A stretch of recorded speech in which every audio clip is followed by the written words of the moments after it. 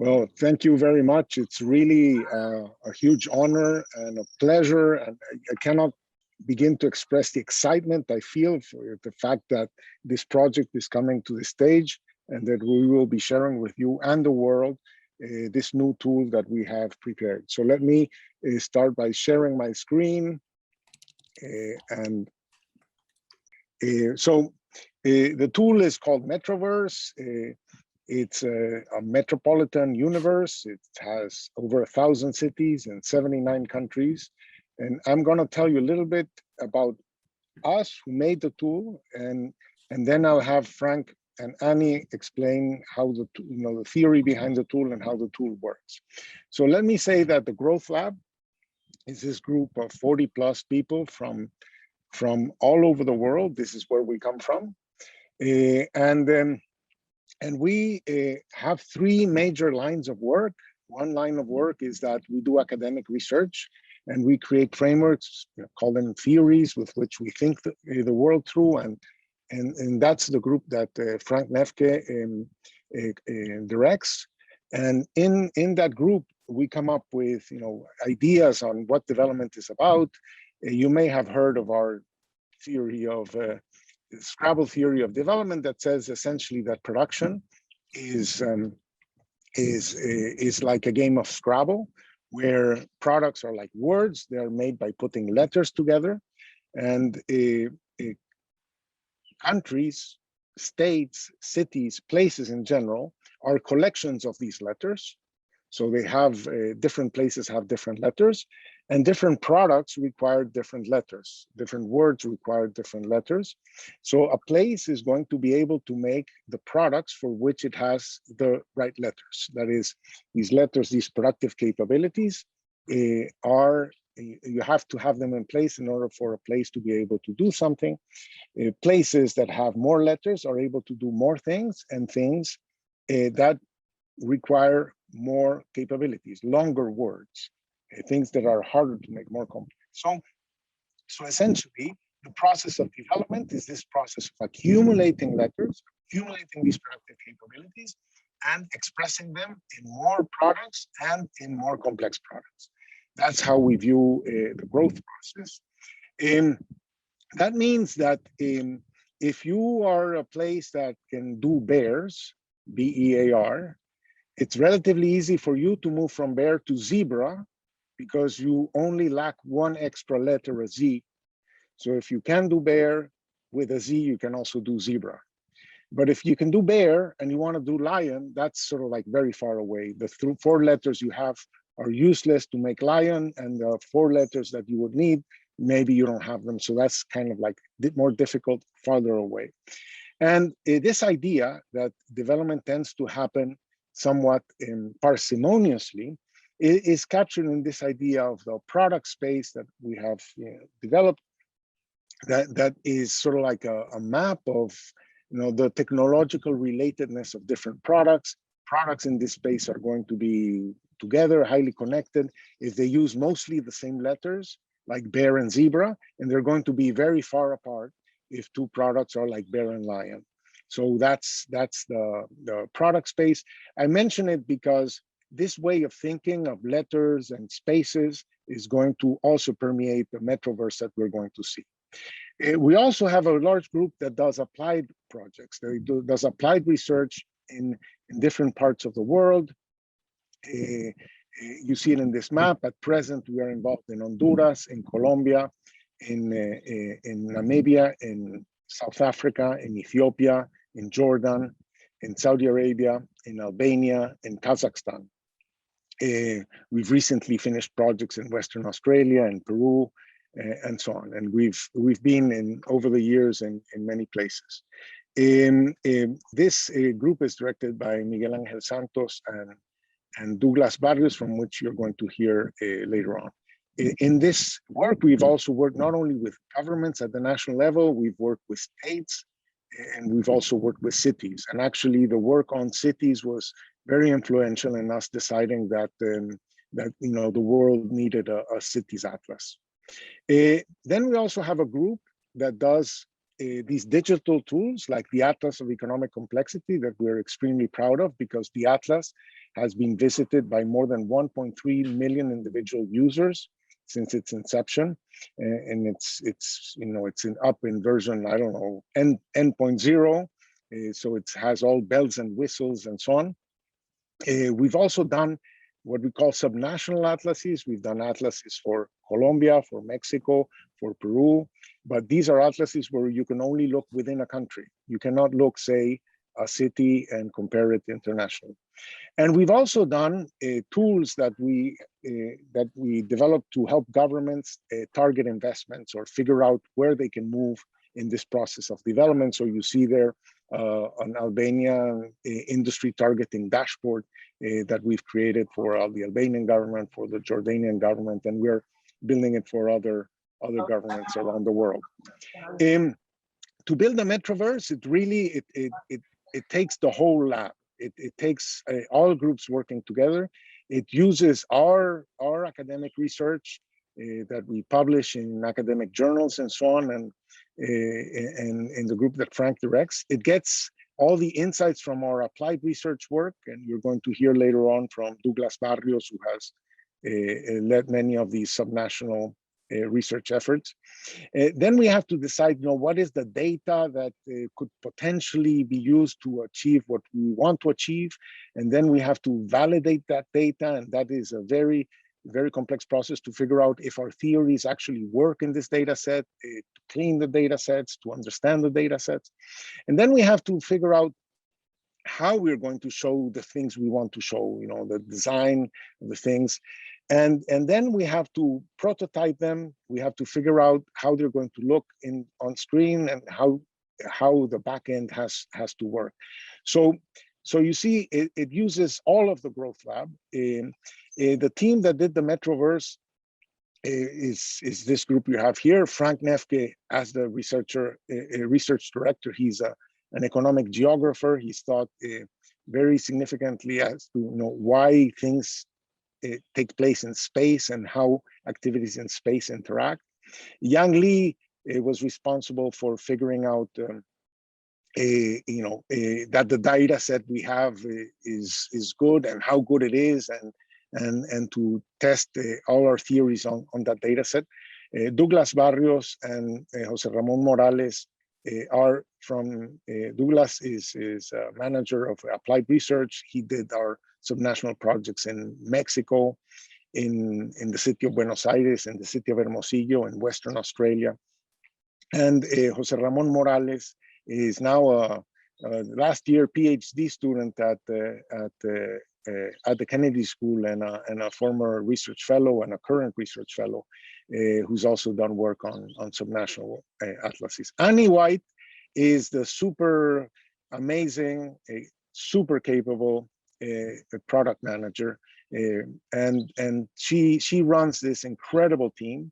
Nid Tuscu is the designer. She's an artist that can speak to geeks and transform our ideas into beautiful things. Kyle Soltz is the front-end developer. He gets to do the things you get to see and make them work, practically and nicely and user-friendly. And Brendan Leonard is a guy you never see, but without whom nothing would work, because he's the one who makes this stuff work fast and efficiently. And I remember in the first versions of the Atlas, it would take forever to download. This thing works at a speed with an efficiency that it's just astounding. We have, in order to create this tool, we put together a pilot user group. This pilot user group has people from 7 cities in the US, 5 cities in Brazil, Calgary in Canada, and Dublin in Ireland. This group has been amazing to us. They are city planners. They know their city. They know the questions they have, and they've been very influential in how we develop the tool. And we've been able to put together this group thanks to the Bloomberg Harvard City Leadership Initiative, the City Possible group at MasterCard, and the emerging cities group at the Inter-American Development Bank. And without any further ado, let me say, I hope you share my excitement. This is going to be fun. Frank, take it away. Thank you very much, Ricardo. So I'm thrilled that the day has finally come that we can present this tool to the world and tell you a little bit about the research and thinking that went into it. So as Ricardo already explained, at the lab, we try to understand economic growth. That means that we want to know why some places are poor and why others are rich. And a lot of that has to do with what places are able to make. So in the metaphors that Ricardo used, some places have different letters and are therefore capable of writing different words. So some economies have different capabilities, and rich and poor countries differ very much in the capabilities that they have and therefore the things that they can produce. So development means that we need to understand what a country can produce and how it can diversify into new activities. So if you want to know what an economy does today, there are actually ways to figure that out. So you could, for instance, go to our Atlas of Economic Complexity that would show you that the US exports a whole lot of different things. So these are the products and services that the US exported in 2018. So the US is capable of producing many different products. It's a complex economy. One of them is cars. So the US can produce cars. But if you think of it, is it really true that the US is a car producing country? So are these capabilities to make cars actually ubiquitously available in the US? Well, in fact, no. These capabilities to produce cars, they are located in very specific places within the US. So it is definitely true that Detroit is a car producing city. So if you think of it that way, the capabilities that we think play a big role in economic development, they do not live at the level of countries. They are found in very specific points in space. So they are the real resolution of economic activity through a capability lens looks much more like this. So once we realized that, we had to go back to the drawing board.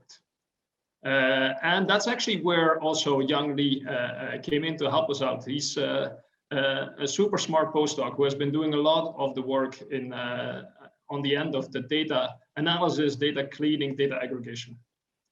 So what we figured out is that we didn't want to know what a country makes or what a state makes or even what a region makes.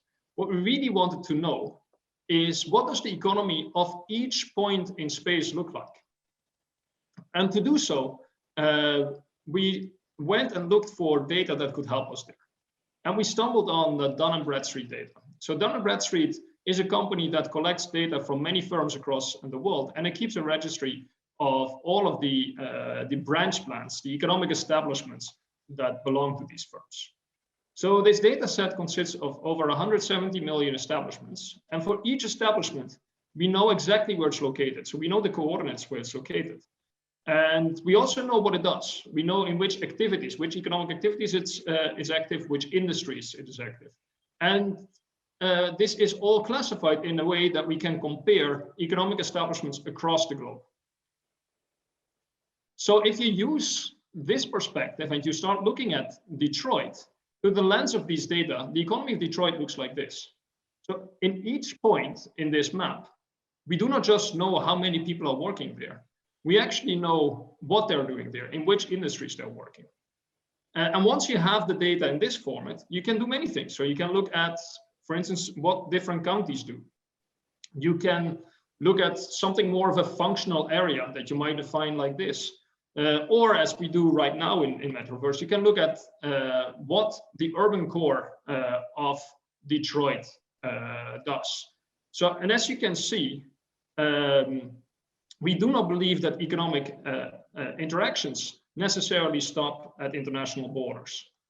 So part of the economy of Detroit that we think is relevant to understanding Detroit is actually located on the Canadian side of this border. And Detroit, the economy of Detroit can therefore easily include now a part that is lying in Canada. So now that we can understand what a place looks like, what a city looks like in terms of its economic production, how do we know what an economy could become tomorrow? So how do cities diversify? And we spent a lot of time researching that question. We and others across the world have done so. And what we found consistently is that cities diversify in very much the same way as countries do. So as Ricardo explained, countries tend to diversify in a parsimonious way. They tend to diversify into products that use many of the capabilities they already have in place. So they move into related products, related to the ones that they already produce. And cities do the same. Cities diversify in activities that are related to its current production. So that means that we need a way to map this economy. We need an industry space, just like the product space. And for that, we would need to know which industries are actually related to one another. And that's actually a very tough question. How would you know which industries are related? So industries may share capability requirements, but that could mean that they require similar skills or similar machines, similar inputs, similar institutions, similar infrastructure. And these things may matter to different degrees to different industries. So answering this question is very hard. And that's why we didn't try answering it ourselves. Instead, we decided to ask firms. Firms should know what they're doing. So if you ask a firm what is related, you might get an answer to that question. Well, we didn't really ask firms, but we looked at what a firm produces in its economic establishments. So let's say there's this one firm that we found that has this economic establishment that combines activities in healthcare with biotech and pharmaceuticals. So that means that that firm probably thinks that these three activities are related to one another. Now, we didn't ask just one firm, we asked millions of firms. And that gave us tens of millions of industrial portfolios. We started analyzing these industrial portfolios using machine learning techniques to project these industries onto a two-dimensional plane. So that the picture looks a bit like this, where industries are now distributed on this, what actually looks like a map. But this isn't a real map. This isn't a geographical map. The distances between the industry have nothing to do with the geographical proximity between them, but they express the technological, the abstract proximity between these industries. So if two industries in this map are close to each other, it means that we believe that they require similar capabilities. Now, if you do that with real data, you get something like this, where each dot is now an industry, and the dots that are close to each other represent industries that are closely related to one another. And as in a real map, you can divide this map into regions. And that's what you see here with the thin lines in between all of these dots. And they collect industries that are closely related to one another. And we think the way we talk about these industries is that these industries form knowledge clusters. Now, this industry space is useful because it allows you to look in a new way at the economy. So instead of thinking in large sectors such as manufacturing or services, you can actually see how these sectors interact. And if you look at manufacturing, these are all the blue dots in this graph. They run all the way from the lower left here to the far right. So from fruit processing to industries related to wood and textiles, to more advanced things like chemicals, and then moving over into metal, machinery, and then in the far right, reaching high-tech industries in electronics and pharmaceuticals. Now, if you move further down, you actually transition over into services, but not just any services. From pharmaceuticals, you get to healthcare, and from healthcare, you get to government services and administrative services, then to finance, business services, and then slowly into other things like entertainment, restaurants, and food stores. And once you're in food stores, you're very close again to this industry we started with, food processing, manufacturing industries. So none of this structure was put into this picture by us. It actually emerged from the data. So you can use this industry space to very quickly get a sense of what a city is all about. So think of it as plotting the industrial brain of a city. Here you see New York City, and the industries that are now colored are industries that are large in New York City in the sense that they are over-specialized. So we call that industries that have a high relative presence, which we define to be the industries where the share of employment in the city is larger than the industry's share of employment in a group of comparator cities. So you see that New York City over-specializes in the bottom part of this space, where you have the yellow finance industries and the red business services, the orange healthcare industries, and the purple government activities. Now, the nice thing is that Metroverse allows you to compare this to other cities. So you can look at the industrial brain of Shenzhen, which is a completely different city. It has some financial services and business services, but it's heavily specialized in all kinds of manufacturing industries. And that means that these two cities are not just different today, they're also very likely to have different development paths. So whereas in New York City, most of the industries that it doesn't do yet, but that are related to what it already does do, are other types of business services and financial services. But in Shenzhen, this adjacent possible of industries that it can easily develop because it has so many related industries around them are spread out across manufacturing and services. So the development paths of these two cities are going to be very different. Now, to look at what a city is today and what it could become tomorrow, we also use a different way of visualizing an industry cities, a city's industries. So here we plot industries in a city along two axes. On the horizontal axis, we depict the relative presence of the industry in the city. So how large is this industry in this city compared to its peer group? And on the vertical axis, we look at the technological fit. So does this industry fit this particular city very well, or does it fit the peer group of cities better? Most of the industries will actually lie on this 45-degree line. They are either in the upper right of the picture, so that means that they are large, but they also fit the city very well, or they're in the lower left. So they're small and they also don't fit the city very well. But then there are anomalies in the upper left and the lower right. In the upper left, you find industries that are relatively small, given how well they fit the city's industry mix. So these are industries that you could think are likely to grow and become bigger soon. But they might also be industries where you want to ask the question, if they fit the city so well, why are they still so small? So they might help policymakers in the city ask the right kind of questions. So what are the binding constraints to growth in the city? Well, it may have something to do with why these specific industries do not manage to grow larger, even though they have a perfect productive ecosystem around them. In the lower right, you have the opposite case. Their industries are larger than you would expect them to be, given the technological fit with the city. So these could be industries that are bound to leave the city soon. But they might also be industries that haven't yet built the productive ecosystem around them. Or they might be leveraging some hidden strength of the city that could also be leveraged in different ways. So again, these might be very interesting industries to have a closer look at.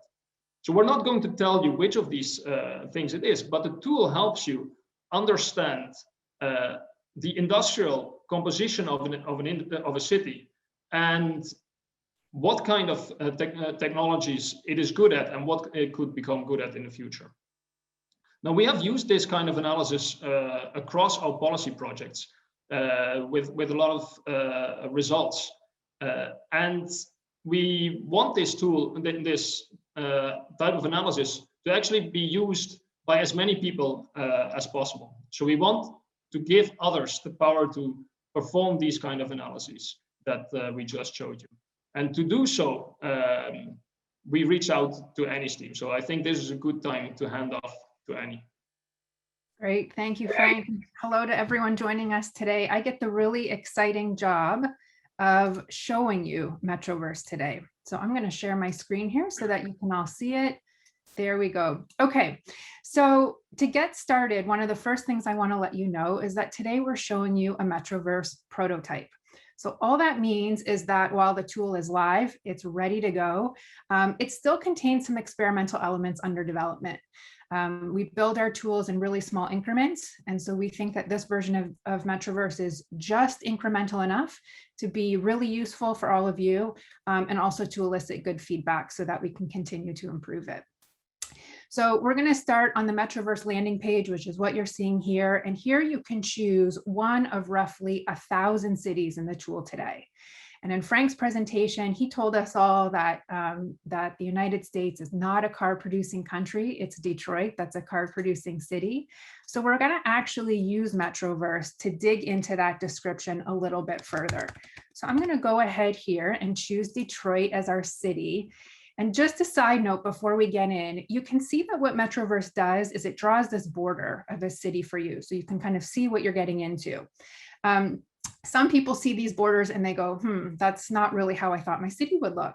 And so as Frank was mentioning, in Metroverse, in the prototype, we're not using administrative boundaries, but we're actually using the boundary of an urban core. And that's because we just wanted to make sure we acknowledge that economic interactions often cross administrative boundaries. And so in the case of Detroit, you can see that its city boundary in Metroverse actually captures a bit of Southern Ontario in Canada. And that's because Detroit shares extremely close economic ties with Windsor, Ontario. So if we were to exclude Windsor from Detroit's boundary, it would really skew Detroit's economic picture in the tool. Okay, so right off the bat, I am going to get in here and review Detroit. So you can see that data visualization plays a huge role in Metroverse. It's front and center. And we're starting with a data visualization called a tree map. And this is showing us the economic composition of Detroit in 2020, measured by the estimated number of employees across these 9 sectors down here. There's 2 features I want to point out while we're on this page. The first is this 5-part narrative that will always be on the left side of the page. And this 5-part narrative is here to loosely guide you through the tool. These are the 5 questions that we think the research and the data can answer today. And we expect this set of questions to grow over time as the research does as well. The second thing I'm going to show you are data disclaimers. So whenever you choose a city in Metroverse, a data disclaimer will light up here on the far right. And so they're either green, yellow, orange, or red. So in the case of Detroit, it's a green data alert, and that's because Detroit's data quality is quite high. So as a research organization, we take data integrity really seriously. And so it was important to us to be transparent about the fact that Metroverse data, although it's rigorously cleaned and validated, it's not perfect. So you'll always find that disclosure up here at the right. Okay, so back to the tree map. I am going to move for Detroit over to a little bit higher aggregation, and so that we can see that, yes, Detroit is a manufacturing city. It has been a car producing city for a long time, so much that it has earned the name the Motor City. So here we can see that manufacturing makes up 14% of Detroit's economy. So that's almost double the US average of 8%. And we can drill down even further to see that it's not just any kind of manufacturing, it's motor vehicle parts, it is motor vehicle manufacturing, and so on. So one of the superpowers of Metroverse is the ability to visually compare one city to one of hundreds of cities around the world. So we're going to start with Detroit, again, America's Motor City. And I'm going to use this pop-up window to compare Detroit to Ulsan, South Korea. So why Ulsan? Well, as it turns out, Ulsan also produces cars. In fact, it produces the most amount of cars in South Korea. It has the world's largest auto assembly plant. And just like Detroit, Ulsan has a nickname too, and that's Hyundai City. So when we compare Detroit to Ulsan, we can quickly see manufacturing plays a big role in both cities. I can drill down even further in the industry and see that it's not just any manufacturing, of course, it's transportation, equipment manufacturing. Except in Ulsan, the industry has twice the share of employees compared to Detroit. So as a policymaker, as an entrepreneur, as an investor who's thinking about manufacturing and industry, I might start to ask myself, well, is Ulsan more of a motor city than the motor city itself? And so these global comparisons are really useful because they can help us contextualize a city's economy, not just in its own region or its own country, but all over the world. So I'm going to remove this comparison and take us back to the tree map. So this again is for Detroit, and we know cities do all kinds of things. So yes, Detroit does lots of manufacturing over here, but like most cities, it does education, services, leisure and hospitality, and so on. But just because a city is doing something doesn't necessarily mean it specializes in it. And so in Metroverse, we want to get down to the question, what makes Detroit, Detroit? We're already starting to get a sense of that. What makes Boston, Boston? What makes Belfast, Belfast, and so on? And so we have this question here, what does my city specialize in? Well, the answer to that question is relative. And so here we're going to generate a bar graph that contrasts the industrial composition of Detroit to a benchmark of your choosing. So in this pop-up window, I'm going to benchmark Detroit's industrial composition to cities in the world that have the same or similar economic structure to Detroit. So that's about 280 cities in Metroverse. And when I do that, I get a bar graph that shows me whether an industry has a larger or smaller share of overall employment in Detroit than its global peers with a similar economic structure. So in relative terms, we can see motor vehicle manufacturing, motor vehicle parts, metalworking, motor vehicle parts and supply wholesalers. All of these industries have a much larger presence in Detroit than in its benchmark cities, despite all the other economic activities going on in Detroit. Now I can change this to see how a different city might look. So I'm going to choose Boston. I'm even going to change the benchmark as well. I'm going to benchmark Boston to cities with have a similar population to Boston. And right away, I can see the picture changes. So if you know Boston, you know it's sometimes called the Meds and Ed city. And here you see it's healthcare, it's educational services, professional scientific technology with a bit of finance and public administration thrown in. Unlike Detroit, manufacturing doesn't have an outsized employee presence in Boston like it does in Detroit. So we see a very different picture for Boston, for example, than in Detroit. I'm going to take us back to Detroit, and we're going to go over to the industry space, which Frank touched on a little bit in his presentation. So we'll skip over there.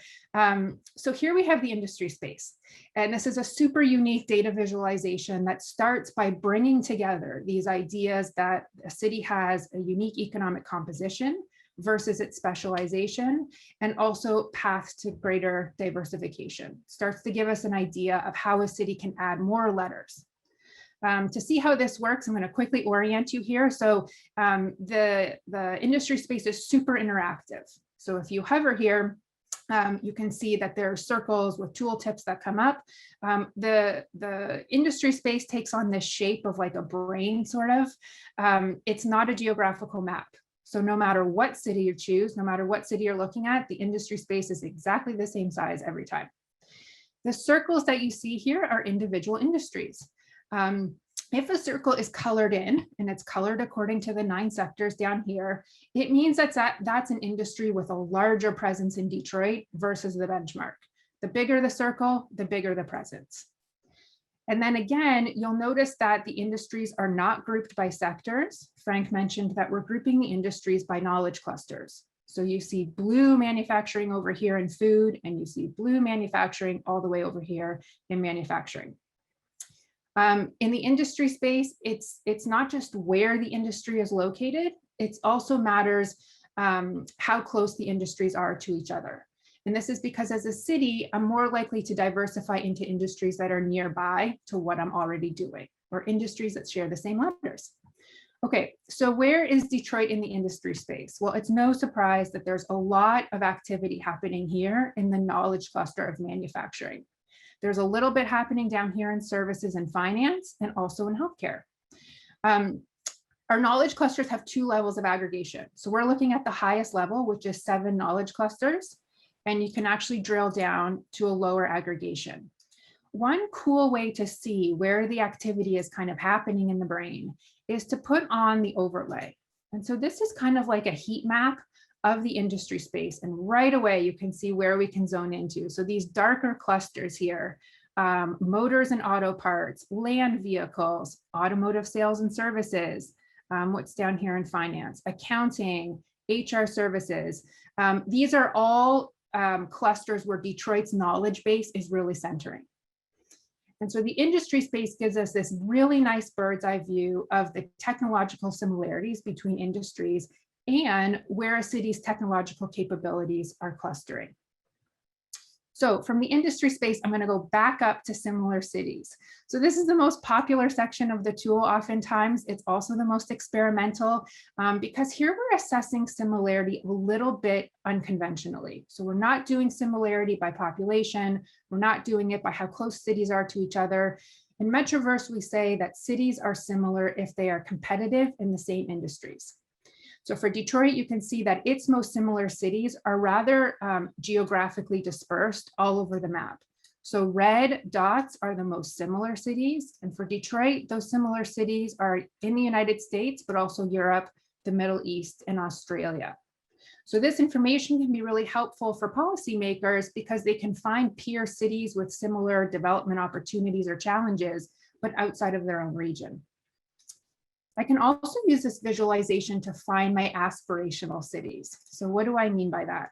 Well, if I come in here for Detroit and adjust this GDP filter to say, I want to see cities that are similar to me, but slightly more prosperous. I get 4 cities now. And one of those is Boston. So on the surface, that might seem strange because Metroverse already told us Detroit has a high presence in manufacturing and transportation, and Boston has a high presence in education, medicine, and services, not manufacturing.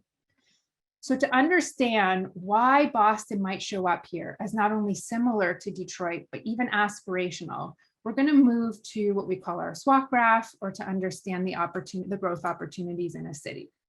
Okay, so here I'm going to add a little bit more detail, and we can actually collapse this so we can see it a bit better. There we go. Okay, so in our SWOT graph, we build on all the measures we've walked through to help understand development potential in a city. And to do that, we consider whether an industry already has a presence, big or small, in a city. That's the x-axis. And on the y-axis, we consider the technological ecosystem that exists in the city to support the growth of certain industries. So I'm going to ignore everything about this graph except this upper right quadrant for Detroit. Or upper left quadrant, sorry, for Detroit. So the opportunities. And you can see all of these circles are industries, and they're all colored by different sectors. So there's quite a diverse range going on up here in the opportunity quadrant for Detroit. So what are some of these? Okay, specialty hospitals, possibly an opportunity for Detroit's growth. General medical surgical hospitals, colleges and universities, securities and commodities. There's a bunch going on in professional and business services. I'm going to isolate them so I can see what they are. Computer system design, software publishers, and so on. So these are all kind of anomalies in the city of Detroit where they're a little bit smaller in the city, but we think that there's the technological ecosystem so that they can grow.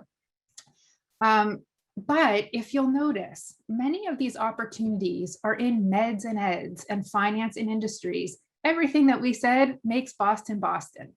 So why is that? Well, to get a better understanding, we're going to go over to Boston's SWOT graph. Okay, so here we're looking at the city of Boston. And here I'm going to ignore everything in the SWOT graph except for what Boston is good at. So everything in the strength quadrant over here. And sure enough, if I look at some of these industries that Boston is good at, specialty hospitals, general medical surgical hospitals, colleges and universities, computer system design, scientific research and development, software publishing.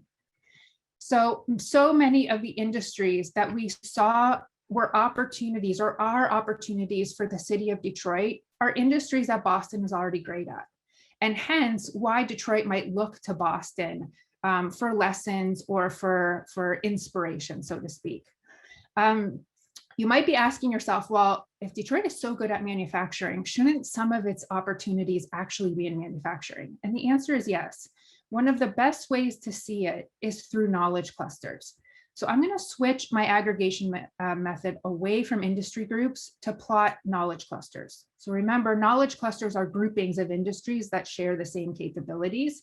And I'm actually going to isolate just for manufacturing here so that we can really see it. So of course, what is Detroit already good at? Land vehicles, motor auto parts, and so on.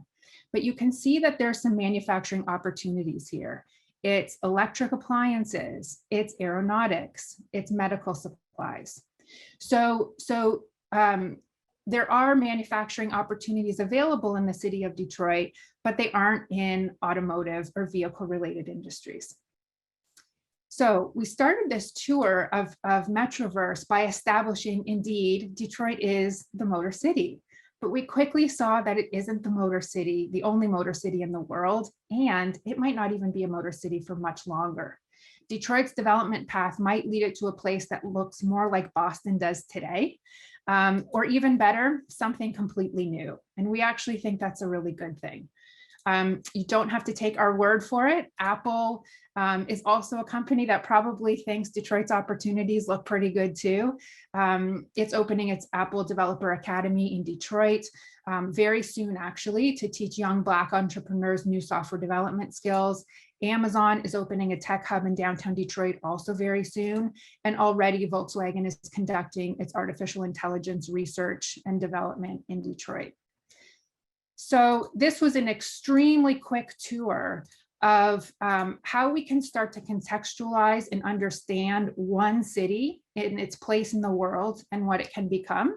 And there's hundreds of more to explore, and we hope that you do that as well. So with that, I will hand it back over to Ricardo for some closing remarks, and then we can take some questions from the audience. Well, this is, I hope you share my enthusiasm. This has been a pretty fascinating tour around this tool. This is just version 1.0. As Annie likes to call it, it's our minimum viable product, our MVP. And we have plenty of ideas of how to move it forward. Part of them will come from you as you play around with it and give us feedback. Without any further ado, thanks, Frank, thanks, Annie, thanks, Chuck. Let me ask Douglas Barrios, who's been monitoring the chat and the questions, if we have received questions from the audience. Sure thing, Ricardo. So yes, we have several questions. I'll start with the first one that perhaps you're best suited to answer. So we have a question from Austin Kilroy, a senior economist at the World Bank, who is wondering about the underlying theories behind this project. So if cities are most likely to diversify into proximate products, then how do we explain a more diversified or dispersed product map? So he used the kind of the analogy of what caused the Big Bang. So what is before the beginning? So maybe Ricardo, you'd like to address this briefly. Sure, definitely. A city is diversified to begin with. So it can move. It has different places in this space from which it can move. So it's not located in just one spot. Detroit had manufacturing, but also had healthcare, had colleges, had different areas. So in the languages of monkeys and trees, if you've heard the metaphor before, you have monkeys dispersed throughout the forest, and they can jump to nearby trees from different parts of the industry space. So for example, you have the case of Dubai, where they used to have oil, they don't have oil anymore, but because they had oil, they also had good infrastructure, good entertainment and restaurants and so on. So they moved into tourism, they moved into regional headquarters of multinational corporations, they moved into other things. So the idea of we have shown, our research has shown empirically that jumps to nearby industries tend to occur more frequently and are more successful than long jumps to faraway places. It doesn't mean that these long jumps are not are not important. They can be incredibly important. In studies we've done on China and Korea, we found that there were many short jumps, but every so often they had some very big long jumps. So they got into garments and they had many short jumps around garments. Then they might have done one big jump to electronics and then many short jumps around electronics. So these long jumps are less frequent. They tend to be riskier, less successful. They may be more important from a long run perspective of a city. We call them strategic bets. And we encourage countries to think about strategic bets, but to do them aware that they require a lot of coordination, because there are probably going to be many missing capabilities, many missing letters for them to go in that direction. Thanks, Ricardo. I think for Annie, we have a question from Carlos Carpi, who I also think he has his hands up, essentially asking that knowledge transfer and capacity building at state and local government levels at a global scale have large issues with language barriers. So we have a couple questions here, both here in the pre-registration form, if we have any efforts around translating this work to other languages, say Spanish, say other languages. So that's one. And another question about accessibility is regarding the scope of this tool. So how many developing countries are considered, how many cities are considered, and what is the criteria for expanding this into the future? Okay, great. So I'll take the first question on languages. So yes, we talk about this a lot, is translating the tool into multiple languages and even adapting the view of the tool depending on the country you're in. I think we're still exploring the technologies to do that well. But yes, very much something we're considering. The second question was country coverage and city coverage. So right now the tool has just over 1,000 cities across 79 countries. We definitely have plans to grow and to widen the scope of coverage. Many times it depends on data quality in the cities. And so that's one of the limiting factors to our ability to expand coverage. Thanks, Annie.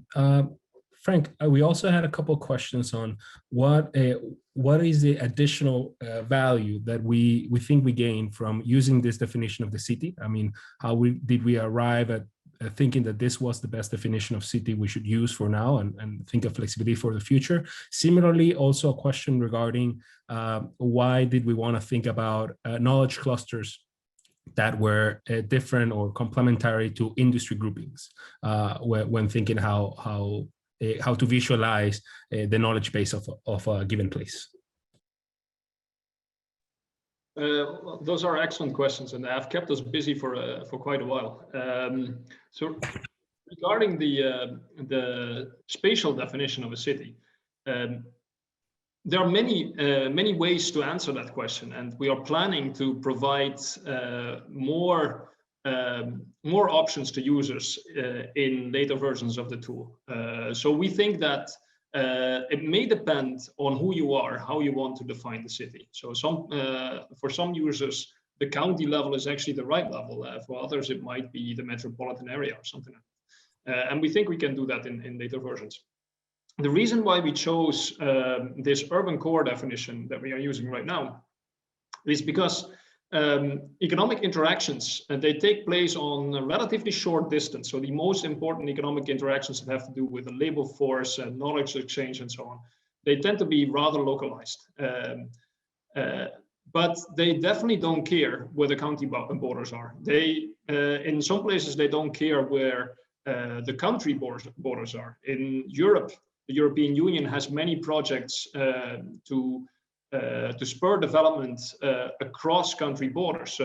So for those cases, it's actually more important to know what a city looks like from the perspective of its economy.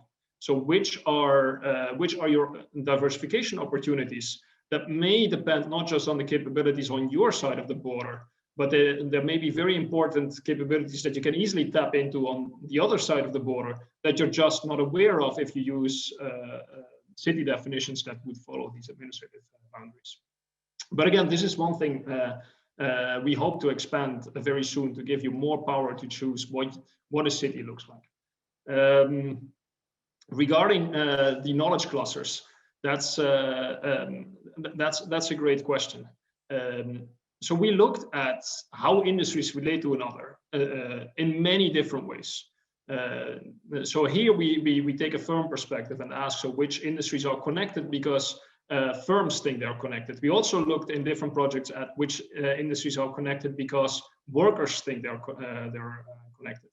And what you invariably find is that the statistical aggregations of industries are a poor guide to how economic actors perceive the relations between industries. So manufacturing industries are not necessarily all the same. And sometimes they're very similar to certain services industries. So we find, for instance, very many interactions between different types of high-tech manufacturing and services. R&D and testing is closely related to computer-related IT hardware type manufacturing, for instance. There's a strong linkages between repair services and making the products themselves, or wholesale and retail. And so there are many links between industries that the industrial classification hierarchies of the standard industry classification systems use would fail. So the knowledge clusters are built to capture what is an economically relevant link between two industries. And it's not economically relevant because we say it is. It is because the firms in their actual behavior show that it is. Douglas, I'm seeing a couple people asking, can we use the tool? Of course, the answer is yes. I'm putting a link in chat. Use the tool, it's live, it's ready. Thanks, Annie. It's metroverse.cid.harvard.edu. Thanks. We also have a couple of questions, Annie. I mean, looking forward, and a couple of questions like, will we have a view of industry rather than cities? Questions around APIs in order to leverage or access parts of the data for further research. Some questions about also how to provide inputs to improve the data in places where we say the data quality is poor. So I'll just mention those, and I know we're hard straight on time, but if you could address those a bit. Sure. Okay, so I'll talk a little bit about data quality, improving data, industry pages. So one of the things we want to do in the near term for Metroverse is actually provide the industry view in this tool. So right now we tell you what a city's composition is, we tell you what a city can do, we tell you what a city is good at. We want to do the inverse and say, well, where is an industry located? And so that's one of the features we hope to develop soon. As I mentioned, we also want to make sure that we can broaden the coverage of cities in the tool. That's important to us too. Data, adding in your own data, it's not a feature that's available in the tool, but one of the things that we hope to engage with users on is our data sources. So if you're looking at your city or a city you're familiar with in this tool, and you think that the data could be improved and you know how, definitely reach out to us. We're happy to hear from you and to learn about how we could make it better. Then we also have a couple questions, Ricardo, on avenues for collaboration across initiatives that consider the urban space, meaning if there are cities that are covered here but would like to understand at a more custom level what this information can be leveraged for, whether it's for people working on spatial city space and how do the spatial city space connect to the industry space, or whether it is other initiatives such as Urban 3 that can make that try to assess complex and complicated urban landscapes with the complexity of their economy. Essentially, I think that the broader question is if people want to engage and we want to collaborate further, what are the best avenues for this? And you're muted, sorry. Just reach out. I mean, this is a conversation piece. You know, we have these conversations deeply in the cities we work with. So, you know, you, Douglas, you led the project in Buenos Aires, and you realized that Buenos Aires couldn't be compared to another city in Argentina, so it needed to be compared with other cities across the world. And so we got deeply engaged in the spatial distribution of Buenos Aires and what can be done in space in that context. And the same thing with the city of Hermosillo or Perth in Western Australia. So I think that there is one kind of conversation to have with city governments. I mean, our pilot user group, these 14 cities that help us think through, there's a level of conversation there. But all the people who are doing work on the urban space and urban economics, academics are very keen in cooperating and collaborating. If you come up with ideas of ways in which you think that we can do something useful together, we're always open for that. So this is an invitation to engage. Thank you very much, Ricardo. I think as a parting question, as our time comes to a close, and perhaps we'll share some details on the chat box. If you have another pending questions, we can address offline, or we can set up additional conversations. So Ricardo, where do you see the complementarities between this tool and the Atlas of Economic Complexity? How do you think that these things can build off each other and give you a more complete view of the world? Well, I mean, in the Atlas, you can look at a country. The Atlas has, a lot of features, right? It has exports and it has bilateral exports. So you can look at what city, what your country exports wheres, what are your trade links to the rest of the world, and so on. Here, we might in the future look at who owns whom. What are the ownership relationships that you have? What does Boston own in the rest of the world, and who in the rest of the world owns things in Boston? So there are some elements of similarities, but if I'm a user and I'm particularly interested in analyzing a country, or I would look first at the Atlas and look at the country, and then if I'm interested in a particular city, I would like, why don't we do product X in this country? Well, where does it fit at the city level? For which city is this more of a strength or an opportunity, and why is it so? One of the things that Annie didn't show is we have these relatedness links in the industry space. So if you tell me, if you are in a particular industry, say that you want to target, what is the ecosystem around that industry normally, and how much of that ecosystem is already there? So you could analyze, where in space is this particular idea happening, and it is.